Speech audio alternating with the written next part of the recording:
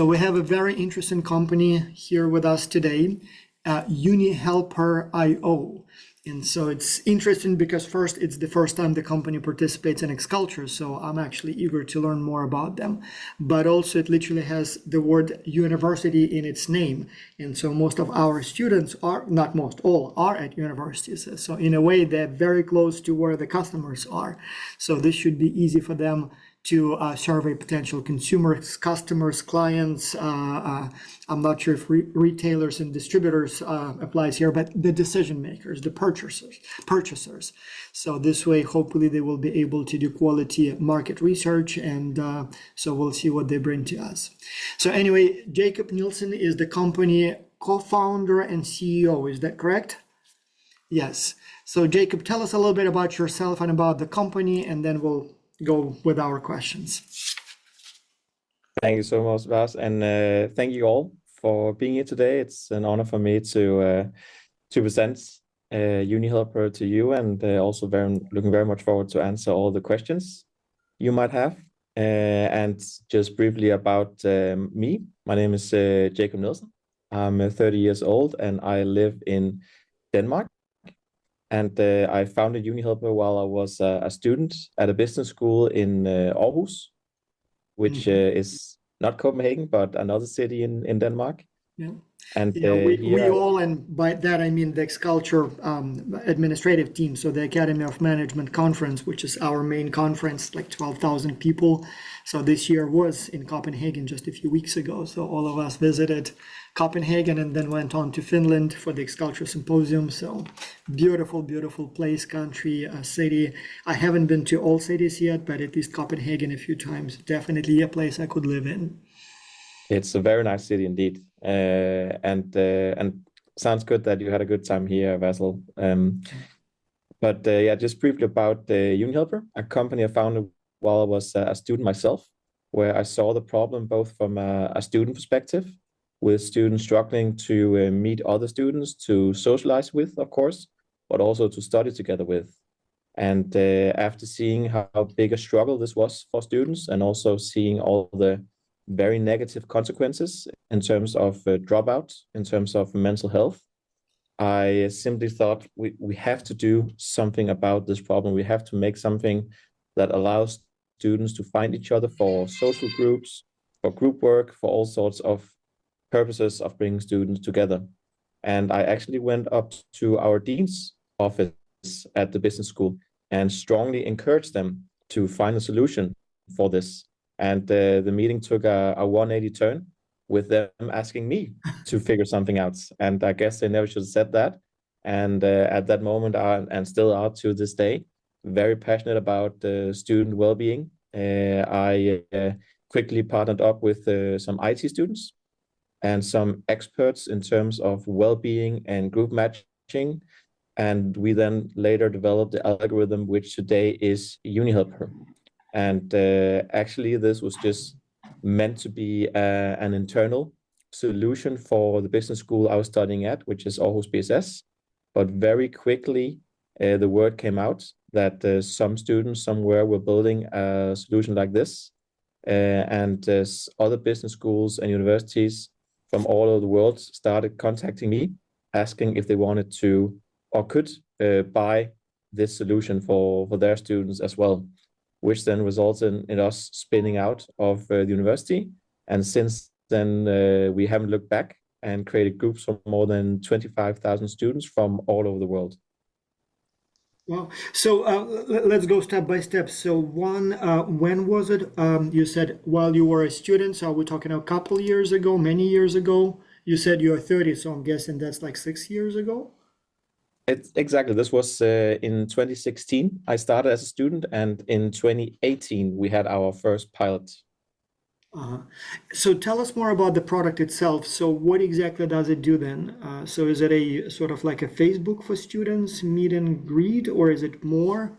How is it different from other social media?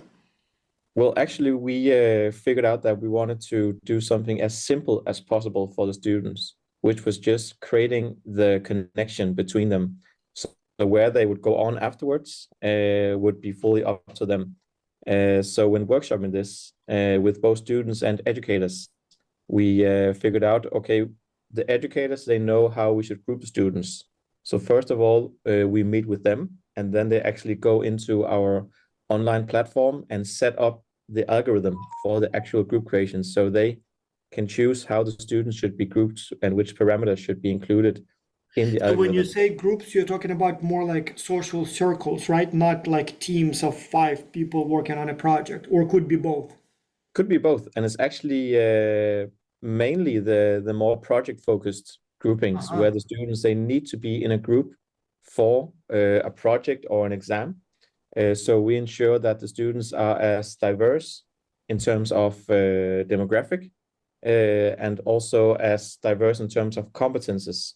So we ensure that they bring different skills to the table, which then increases the end product for what they are going to deliver at the exam. So we save a lot of time and hassle for educators to have them to create the groups by themselves, but we also make it a lot more convenient for students by putting into a more balanced group. Uh-huh, uh-huh. Interesting. So actually, I can see how we can become your customers too in Xculture. So we have about 6,000 students every semester. So it's about 1,000 teams. And it's always a challenge, all this teamwork part. Tell us, so the business model, but more about the clients or decision makers. So who makes the decision to join your platform? Is it students? Is it professors? Is it school administrators? Is it someone else? Yes, well, usually we start talking with the educators to ask them, okay, if this is something you would like to use. And then sometimes the educators themselves, they have the budget, but also in other situations, they have to go up further in the university to ask for permission and budget for this. So it really depends on the organization itself, which varies from country to country. So when you say educators, you mean individual professors, or are you talking more about some sort of a administrator at the school? Usually it's actually individual professors, but Uh-huh. very soon as one person starts using it, other ones to use it as well. So what we always end up doing is making, instead of individual course licenses, we have these more large agreements. So all educators can use it as much as they want. Mhm. So most of them users buy it for a specific class, or is it more like not course related, but more university experience related in general, or again, or both? Could it be? I Both. assume it can also work for like student clubs, not related to a specific course and things like that. I would say around 80% is actually for specific courses where they need to be grouped relatively quickly. So they can start with the group work, but we also have these more social oriented groups where they don't necessarily have the same course or the same year, but just for students, bring students together for more social purposes. So tell us more about the functionality then. Okay, well, students are placed in teams. So let's say I, as a professor, come to you. I say I have this many students. I need to assign them in teams randomly or like this. I give you the schedule. But so once students find themselves in the teams or groups, what can they do in UniHelper? Well, actually, when the groups are set by us, we then communicate the groups to the students and also inform them about the contact information of the group members, Uh-huh. how to get off to a good start, and also information about their strengths when it comes to group work, like so they can understand what do they actually bring to the table in this specific group. And from there on, we actually align with what the university they usually do in terms of communication channels or what the students prefer to do. So we only do the actual facilitation of the groups at the moment. We are looking into at some point, maybe this year, next year, to also doing a peer evaluation feature where students can give feedback to the group to see how well things have been working. Uh-huh. And also, apart from all of this, we're not just a software. We are also a service for the educators and the students. So if there's any issues from the for the students or the educators during this group creation process or group working process, we are always helping if there's anything that needs to be be fixed during that time. And we also have a lot of resources that we share with the educators and with the students on how to get the most out of the group work. So it's not only a platform for communication, but also some sort of performance monitoring. But it sounds like you also provide some help with actually running those groups, surveys, assessment, anything like that. Exactly. But we instead of developing the new Facebook or the new Messenger, we focus more on the initial part, which is actual group creation, Right. because we believe that's there where you can create the most value of connecting the right students at the right time. Yeah.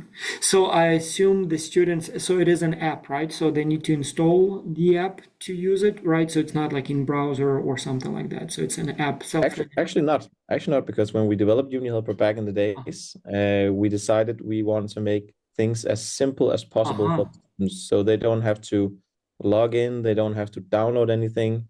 They just access a link to the questionnaire, and then they fill in their information through the questionnaire and the answers to the questions that the educator set up, and then they'll get an email with the information about the new group. So they don't need to download anything or be on any platforms to use UniHelper. So that's very, very interesting. That's a question for me all the time, managing teams. So they get a unique link. So I understand that you probably use some sort of a panel, email name, and then it generates a unique link. But then once they fill out the form, so how do they sort of access the team? Is it the same link all the time, or how was the technology? Because normally it would be like, username and login, and then you join the app or, access the app, and it looks like something like whatever the app is, Blackboard, Canvas, Facebook.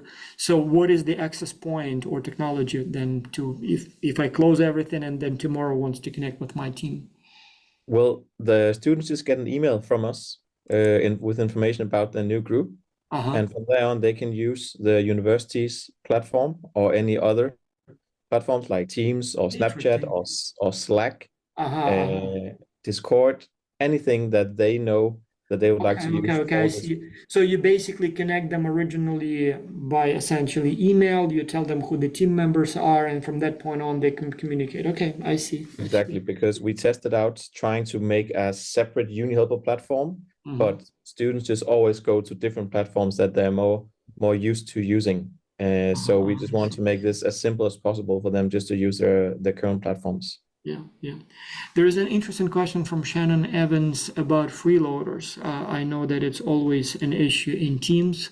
Lots of research. If I have to name one single biggest problem for teams, that's social loafing, freeloading, whatever you want to call it, free riding. So is there anything you guys can do to help reduce that problem for the project teams? Yes, well, of course, there will always be free riders that we can do nothing about. But Mhm. sometimes we have free riders because they may not have the same availability as the rest of the students. So they are not able to meet during specific times of the day or the week. And by aligning students on availability in terms of this and aligning them on the expectations towards the group work before it actually begins, means that we don't have these free riders because the things are much more aligned beforehand. But of course, we can never remove the free riding fully. But Yeah. what we try to do is to communicate to all students what they actually bring to the table, what are their strengths, giving them some confidence within the group, and also giving the other students some understanding of why this person might not be engaging as much as they would expect them to, and how to involve the person in that discussion to also fix any potential conflicts that would be along the way. But again, we can never be 100% sure that all free riders will be fully involved, Yeah. which is also an issue for us. Yeah. Shannon, if I can also add a little bit, because it's been a topic of great interest and importance to me, and I conducted extensive research into it, published multiple papers. So one thing is that most of freeloading happens not because, and I'm telling that because you all watching are ex-culture students working in teams, and you likely will have a freeloader on your team. So most of the time, it's not because the person is lazy, incompetent, evil, whatever other adjectives you can apply here. In many cases, it's either because it's a project team, which means people have other projects, they have life, school, work, boyfriends, girlfriends, they have to juggle responsibilities, and sometimes this particular team may not be the top priority for them. Happens the same way in real corporate teams. Again, people may be on multiple teams. Second, often it's again because the team member fails to initiate that contact or doesn't know how to connect with the team. So they would be very happy to be fully involved, but then the team sort of moves on, and sometimes they didn't connect in the beginning, and team tries to punish the person for not being proactive, and then sort of proactively excludes the person, or at least shows that person that they're not happy, and the person then also sort of develops this sense of resentment and so usually as long as you greet the person warmly, many of those freeloaders become active participants. But then yeah, sometimes people maybe not as productive, so that's happens all the time as well, unfortunately. So Exactly. business model and pricing. So there are several questions here. I see Shannon, Christopher. So one, in terms of the business model. So I assume there is a price. You mentioned 25,000 users. I assume it's multiple universities. Is it only university related or corporate as well? So basically, how is your business side set up? Is it Yes. altruistic or it's for profit? And yeah, tell us more. Well, first of all, I can say it's only universities or higher education institutions Hmm. we focus on. We've many times been asked by corporations that have thousands of employees that have to set up these project teams all over the world constantly if we could build something for them as well, which of course is good to know there's an interest, but we decided to focus on higher education and focus on being the best in the world to be doing what we can do in higher education instead of spreading out the value. So that's just the answer to one of the question. The business model is of course free for students to use, but the university they pay from everything between 10 euro to 1 euro per student or per license for a grouping. Hmm. And the reason why it differs in price is because it's a scalable pricing. So if an instructor wanted to use it for 100 students, it might cost 10 euro per student. But if a university, they pay a license for the entire university to use, let's say 5,000 licenses, the unit price, of course, becomes significantly lower. So that's how the pricing works. And is it a one-time payment or monthly or annual subscription? How does it work? It's a one-time payment, typically per year or per 6 months, and then we track the usage and see, okay, should we upgrade or downgrade here? Also to make it as administratively easy as possible for university and for uni helper as well. So also related to pricing, so once the teams are formed, so you get your payment, the teams are formed, connected. Is there any sort of maintenance, continued support?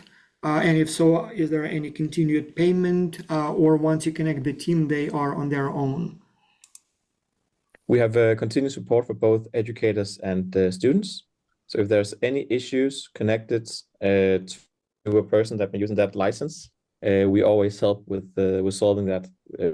Usually it's the amount of requests service request we get is very low, but still if there's any issues along the way or new students coming in or students being left out of group all of a sudden, then we always go in and also help manage that as well. There is a question about geography of your customers. So is it all in Denmark, regional, international? Yes. Can I just quickly share my screen? Maybe Yeah, I think you should be able to do so, but let me make sure that I didn't think about that. no worries. Share Because screen. Yeah, everyone should be able to share screens. Yes. perfect, because that's much I should easier assign you for as a co-host in case something happens to me so that, yeah, forgot about that's that. perfect. Great, because this is Ah, okay, okay. let me see. You can see everything. Sorry, there's many Yeah, things we see here. it.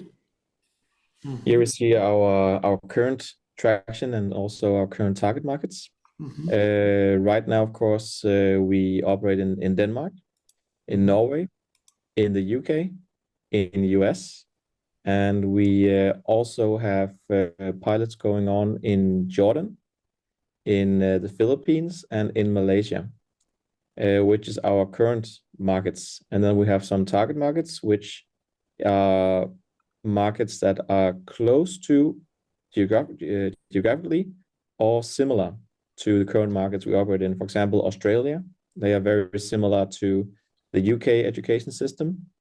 And general Asia is also what we've known and seen so far, somehow similar to each other. So we're trying to of course to use references as well, where educators they know other educators to get into new markets. But overall, it's a very explorative phase where we get a lot of data, a lot of insights to figure out which market we should put our focus on, also in terms of conferences. But this is also one of the tasks that's part of the Uni Helper project for this the agriculture case, is to figure out, okay, should we expand within specific current markets? Which market should we focus on? Are there any markets we should focus on? Any other markets?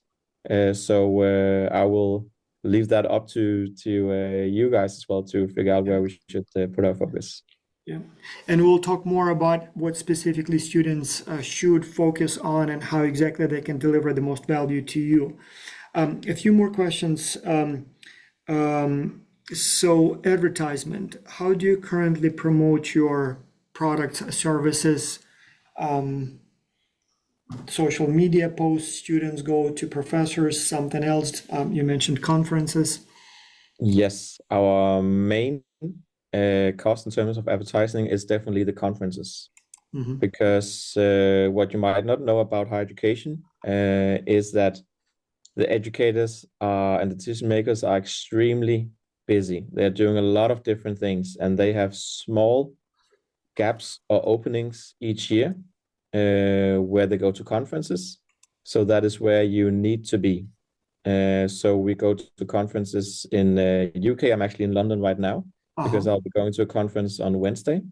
And we've been in the US for a conference, also in Denmark, in Belgium, in Copenhagen, also at the AOM conference. Yeah. Oh, you were there? Yeah. Yes. So actually, I remember that we exchanged emails, and yeah, I should have met there. So I didn't realize. Yeah. Well, too late. Next year, hopefully. Next year in Chicago. Yeah. Oh, yes, yes. If you come to Chicago, yes. Wait, no, yeah. no, Philadelphia, Philadelphia Academy Oh, of Management. Philadelphia. Oh, sorry. Philadelphia. Yes, that's true.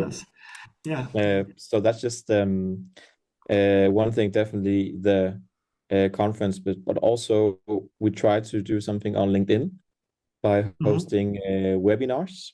And we don't want to be that sales company. We want to create value for our users and our community. So what we do is that we invite experts to host the webinars and share their research and their findings on relevant topics in higher education, like student mental health or student engagement or well-being. So that's one way of also getting the brand out on LinkedIn, because many educators are using LinkedIn constantly to share research and other things. So we need to be there where our clients are as well. Yeah. Here is a question from Richard, and Shannon then follows up. Data protection. So privacy, do you use that information? One interesting sort of, I'll share this, that we ran into a problem. And again, maybe you have comments on that because you sort of operate in this space. So for X-Culture, we are a team-based project, and freeloading, as students asked before, is an issue. And so if I were selling a online course or a book, I wouldn't care if people actually read the book or complete the course as long as they pay to me. With X-Culture, I have to be extremely sort of vigilant and make sure that only those who already are placed on teams because if somebody is on a team and is not participating, then the whole team suffers. And so for that, we've been using what we call the readiness test, a deliberately designed long and boring test that does both testing of knowledge, where do you find the deadlines, who the team leader is, how the project works, and things like that. But also it serves as a review. So even if students don't know the answer, as they answer the questions, they would go look it up, and then as they answer it, they would know the answer. So it reviews everything they need to know about the project. But then also because the test is long, so it also tests essentially diligence and availability. So my logic is if a student can spend an hour plus doing the test, they'll probably find the time to meet with the team. And then AI came about and essentially made the test useless. So ChatGPT can answer the questions, you just upload the training materials and it will give you the answer keys. So no longer it tests the knowledge, it's not a review anymore because you can literally have the answer key in just 1A, 2B, 3C, and you don't even read the question and the answer. And then diligence, same thing, you can get it done in a minute, you don't even need to spend the time. And so we had this brilliant idea that maybe we should use AI assisted oral exams, and we thought we would literally use AI that would ask the same questions, and students would need to tell the answers. This way, again, it becomes time consuming, but also as you answer the question, you need to pronounce it, so to speak. So you will, it will serve as a review, and then in a way also as a test of knowledge. And so we got everything prepared. So we found a company that specializes in AI-assisted job interviews, and they were willing to make changes for us so that we can use it as AI-assisted oral exam. In fact, I expected this to become the next big thing in academia altogether. And so when everything was ready and actually seems to be working, the Europeans come along and say, oh, we can't use it because data protection. So what's going to happen to those videos of students taking the test? And I don't know if anyone's interested in how students answer the question, where do you find the deadlines or how you submit your work. But I assume since there is the name in there and, the face may have some sort of, value. So for us now, we're trying to figure out how to roll it out globally with the European Union being so protective of data privacy. So has it been an issue for you, and how do you deal with that? And how do you use the data that you collect from the students and universities? Yes, and of course, it's been a huge, I wouldn't say an issue, but a huge focus for us since day one, because we really have to build our product, use our find the third party providers that we use right now to process data that are also fully compliant. So when starting in Denmark, which probably is one of the most compliant focused country in the world, that was a huge benefit for us, because this means that the legal compliance setup we have is more than just compliant in other parts of the world as well. So that is a huge focus, of course, for us, because it's important for both the students and the universities we're working with. So even if we're just a small company, with a small setup, we are just as compliant as Blackboard and Microsoft and all other companies. So that is, I think that we are very aware about, because if we didn't know this, if it weren't possible for us to be that compliant, we wouldn't be able to go to any new markets or make deals with customers. And that is also one thing that is something you should definitely consider if you are going to work on this case, is what is the compliance in that specific markets, because that can be a huge entry barrier for any company in terms of that. So that's also very important to have that in mind when looking into different markets. Mm-hmm. There is a related question from Darmi, and quite a few people liked that question, so I assume others are interested as well. Security in general, so malware. So when you share the link, what are the risks? Are there any risks, and how do you deal with that? Well, right now we have very strict processes for how we handle data, and the students also accept before entering any things to the link that we provide, that we can use and process the data for purposes that are relevant for the group creation. So everything is created based on best practice, and the newest regulations, newest terms.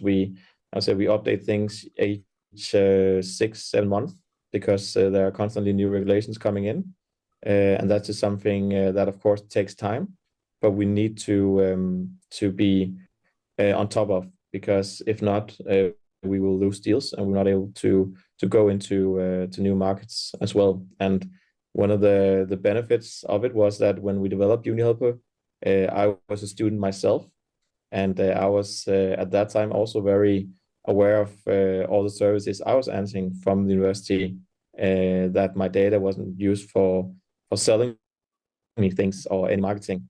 So that's also something we had in mind when developing UniHelper. Yeah. And I will add to that, Darmi. So since Xculture, we also use mostly communicate with you via email. So if you're asking about computer viruses, malware, I think actually the probability of that is essentially zero. So because I generate those links and I send them to you by email, so I don't see how the system could be hacked and somebody could replace my link with some other link. So if anything, I imagine that this is safer than an app. I don't know, Jacob, you have more technical expertise, but I don't really see how some sort of a computer virus can creep into your message that you send to the students with the link and assessment form, right? I mean, you control the whole process. We control the process, and actually we do regular penetration testing, where we literally hire a company to try to hack us. And then we get a report after that saying we didn't see or get anything that people that would do an actual hacking would be accessing. So that's also something we need to provide for our customers, saying that we do these regular testing as well. And we're using something called Proton email, which is probably the most secure email system in the world. Yeah, Proton, yeah. So they're Yes, specifically designed. there's definitely no need to be worried about that. A related question that follows, and it's kind of related to Jacqueline's question. So why no app?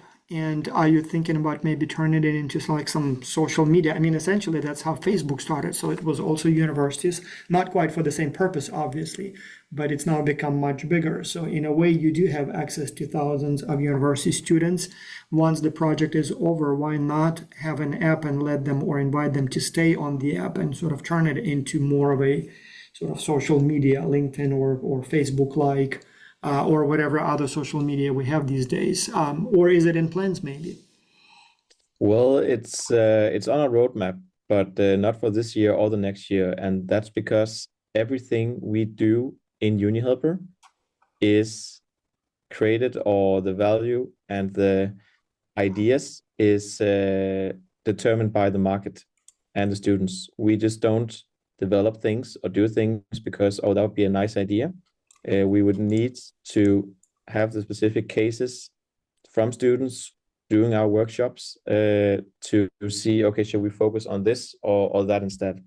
And when we did the previous workshop, we found out that all the students don't want to download another app and create another login. They just want to do it every time someone comes to me and says, now let's use Discord because whatever, Skype is gone or something, I'm like, oh, come on, not another communication platform. Exactly. So yeah, so that's why we do it. And we are using a thing called or a method called design thinking, which is basically everything you create as a company is developed with the user in the center. So we would never do anything that isn't dictated by the market or the users. But again, if we can see a specific need for it, that we would then focus on that. Yeah. So one more time, we did talk about that, but Vanessa is asking, how do you approach partnerships with universities? Is it usually through professor and so on? But we talked about that specifically, but still, so does it become then a long-term partnership? And are you open to some sort of partnerships, either with universities, or maybe somebody was asking earlier about school districts or university systems. Somebody said specifically UNC system, which is I am in University of North Carolina.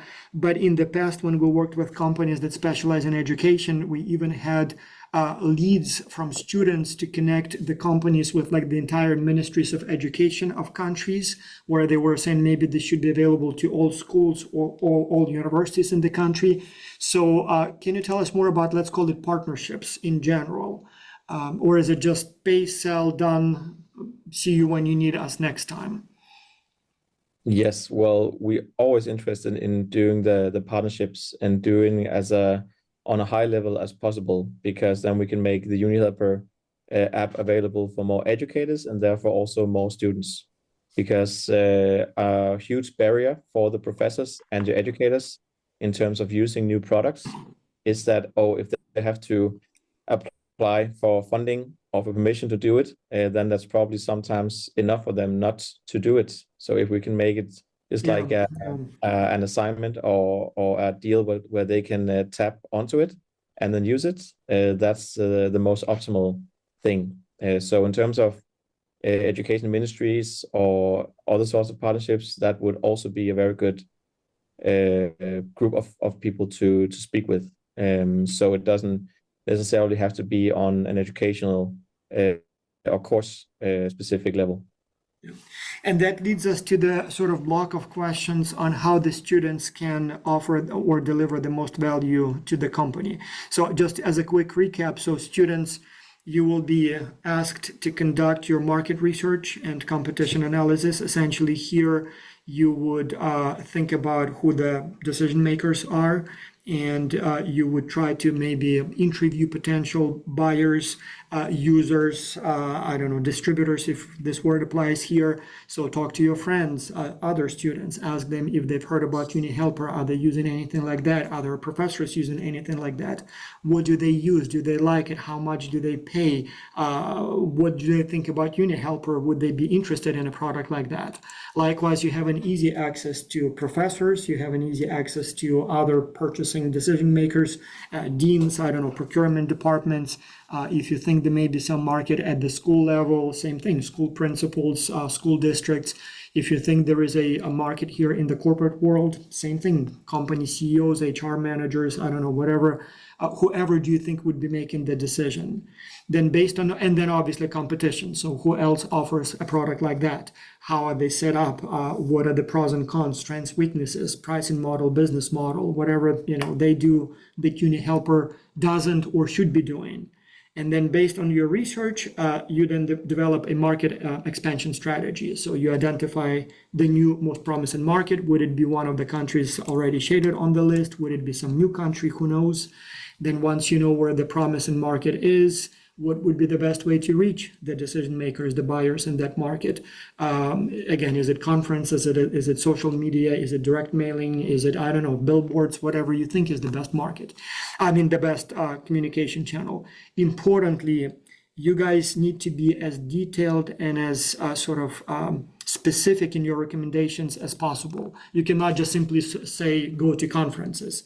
If you think conferences is the way to go, suggest specific conferences, timing, pricing, the way to present yourself there. So do you just wander around and talk to people? Do you set up a booth? How much would it cost?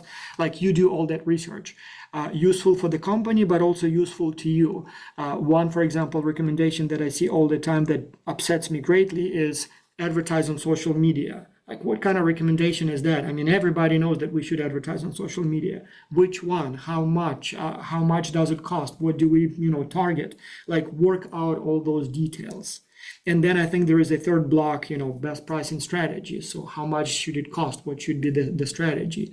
Is there some, need for a partnership, a joint venture, a governmental agency? And again, if so, who would be the partner? Give us the names, give us the contacts, maybe even talk to them first and see if they're interested. All the way to what we call the ultimate real-life test. So if you think this is the market, this is the method, well, try it. See how the market reacts. If you bring it up that way, as you described, to, let's say, a professor, a school, I don't know, dean or principal or headmaster, and they say, oh my gosh, I want this. Well, you are onto something. If you bring it to them and they say, yeah, I don't think so, well, maybe your proposal is not so good. But Jacob, to you, what would be of most value to you? What kind of actions, tasks, I don't know, questions that students need to focus on?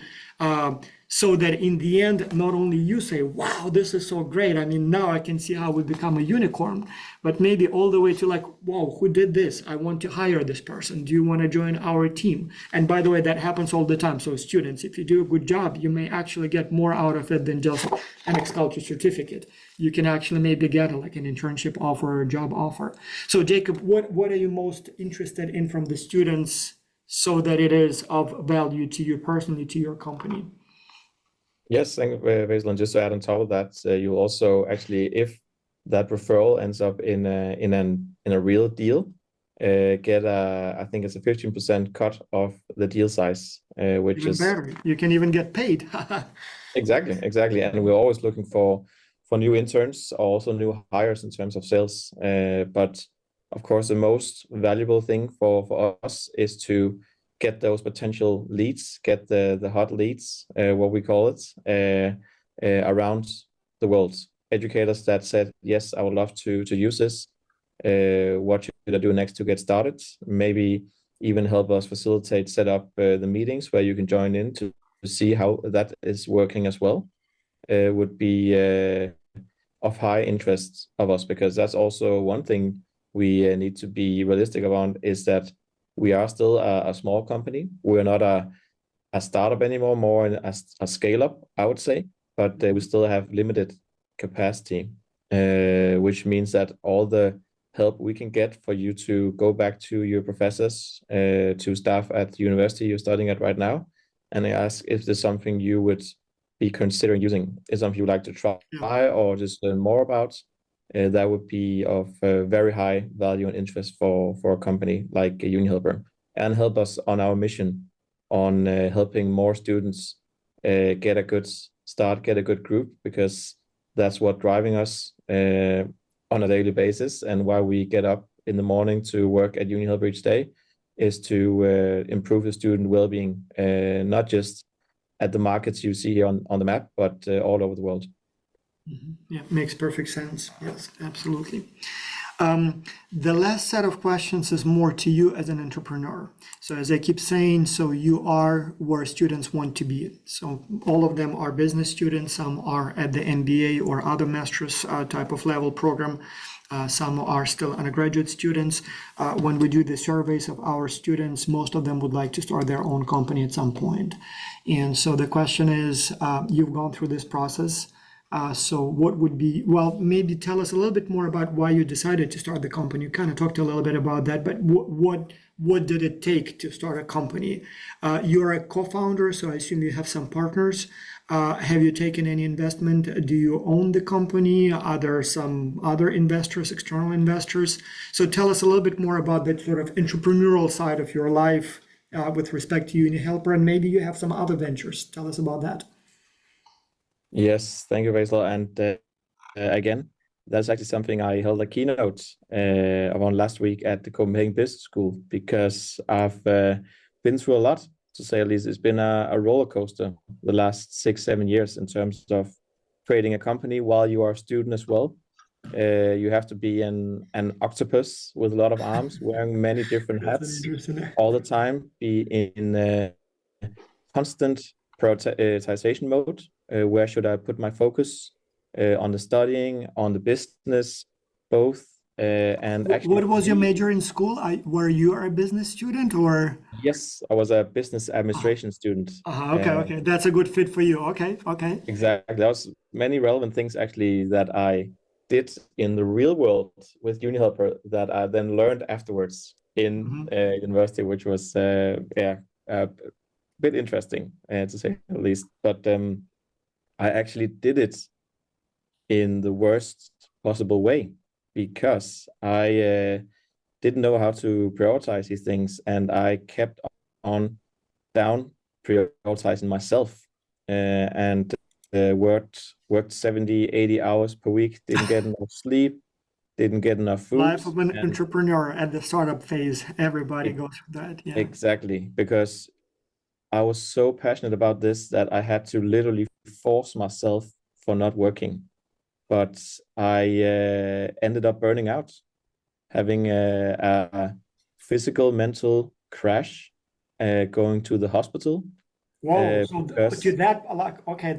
yes, because I was so uh, out of balance, to say it at least. Wow. And I had a year then without working because I couldn't even, watch television or do a Sudoku without my head feeling like it was going to explode. So I really learned it the hard way that you need to prioritize yourself. And that's also why if you go on an airplane and the air pressure drops, they say you always have to put on your own oxygen mask first before you help others, even if it's your children. Because if you forget yourself, you won't be able to help anyone around you, which was a thing I learned the hard way. But luckily, Denmark is a very good place to start a business because you get a lot of resources. You get free office space, free coffee, Free which I office space. Wow. and free legal advisory, free accountants advisory, which means that you can then focus on the business. Do you know if But it applies to foreigners? Like if one of our students wanted to set up a shop in Denmark or register a company in Denmark, I assume there will be some restrictions on that, right? very little actually, but they do a lot to help with that. I know that there's many international students at the entrepreneurial hub I went to at Aarhus University, which was very valuable for me because now I had someone to share all these crazy things that you experience when you start a company as a student, because I was sharing this with people who were kind of in the same boat as me. But I would definitely recommend to force yourself of taking breaks, because if you wake up in the morning, have to go to either studying or work, and you aren't well rested, then it's I wouldn't say it's not worth it, but your productivity and the quality of your work to deliver is way lower than it would be if you just took the weekend off or the night off. So Yeah. really have that in mind when doing this, even though it's extremely interesting and exciting and all this stuff. So yeah, that's probably a key takeaway I would do. And please don't be like me. This can happen to anyone. There were so many people around me saying, Jacob, please take a break. You need to rest. You need to take a vacation. And I was, young and naive and thought, oh yeah, that will never happen to me. I'll never get a burnout and all these things. And trust me, it did happen and can happen to anyone. And that's also something I tell my co-founders and our investors, that there will never be a deal, a customer, anyone that is more important than ourselves. We would never have to ruin ourselves mentally to get a deal, because that's a very short-term strategy to have. Building a business is a marathon, not a sprint. Life is a marathon, not a sprint. So constantly be aware of how you're feeling, reflect, listen to your body, what it's trying to tell you, and have that in mind when doing things in general. That's also something. If you get an internship at Uni Helper, we will never ever ask any questions if you need to take some days off, or if your partner is sick and you need a break, or your children or anyone. So just knowing that, giving my colleagues and the interns the calmness to do that makes them also, from what I see, a lot more motivated and engaged to work for a company that puts mental health first. Yeah. There is one interesting question from Shannon that I missed, and that's a very good question. Do you have any statistics on before, after, so to speak? And I know that X Culture, we always are asked, can you show some impact statistics before and after? And we have a lot, we've published many papers. But for you guys, first, what would even be the statistics? And I don't know what Jacob is going to say, but if the answer is we don't, Shannon, maybe you can suggest what they can track to show the impact. But are there any things that you can sort of show numbers for some sort of a university press, magazine, where they can talk about how much Uni Helper is helping? Yes, and that's also Oh, one you thing. do have, okay, yeah, you I even just share have my a slide. screen again, as I was okay. Working with universities, they want to see evidence. It's just not just enough for me to come Yeah, and say I have this great idea and it makes great sense. They want to see data and proof on that this is actually working, which means that we do a lot of research. on it to get this data from the students and also from the educators to make sure that there's something that creates value for them, so we can deliver these the validation, the social proof on that what we do at UniHelper is actually not only helping the educators, but also, of course, helping students, helping everyone. That's why we're called a UniHelper. So that is something we always try to do some research, some case studies to get the social proof. Also, because many educators that might be first-time users at the university or maybe at an entire new market, they are always asking me, "Are you working with other universities? What do they say? What do they think?" So having those referrals is something that is extremely valuable and important for us as well. Yeah, that's helpful. Can you share these slides with us maybe so I can share them with the students? And you may have sent them to me already, but if not, maybe we can share them. I'm very happy to share that. Yeah. Yes. So the final question, we're out of time officially. We try to keep it to 45 minutes. But anyway, if you woke up and it's 2016 again, would you do the same thing again, or would you just take a corporate job 8 till 5? That is actually something I've thought about many times because I think it's a good idea that you do not know what you're going into when starting a business. Because trust me, it is insane. But you also learn a lot of things. But thinking of my good friends that finished studying a couple years ago that are working 9 to 5 and can't go anywhere or are kind of locked in. I would say it's probably different from person to person, but it's definitely not something for me. I really enjoy the freedom, the responsibility.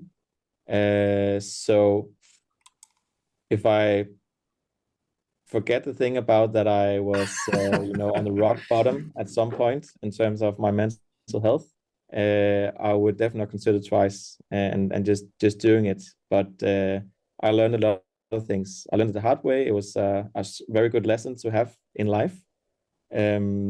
But I would definitely do it. And just having a job, I wouldn't even call it a job Yeah, because for me find your it's almost calling and you will never have to work a day in your life, right? exactly. And having a job where I literally need to force myself not to work is positive to say the It's least. better than having a job where you have to force yourself to work, right?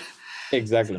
So now I not during the study start times, but Mhm. when I take weekends full off, I'm literally excited Sunday evening for starting to work Monday morning again. So that's something that I really enjoy. But again, the way here to get so far has been insane, a roller coaster in all ways, definitely. Yeah. Well, let's stop here. I see there are a lot of questions and I may have missed some, and I see many of them are actually directly to me. So, but I will go through them later, and if there is anything we missed, we will forward them to Jacob for additional information. But yes, thank you. Kudos to you, Jacob, on building this company, and I truly hope that X-Culture students will bring you lots of good ideas, maybe lots of new good connections, maybe talent that you will be interested in hiring. So let's see how things go. Thank you, everyone. Thank you, everyone. Nice to meet you, and hope to see you again soon. Yes, thank you. Bye. Bye-bye.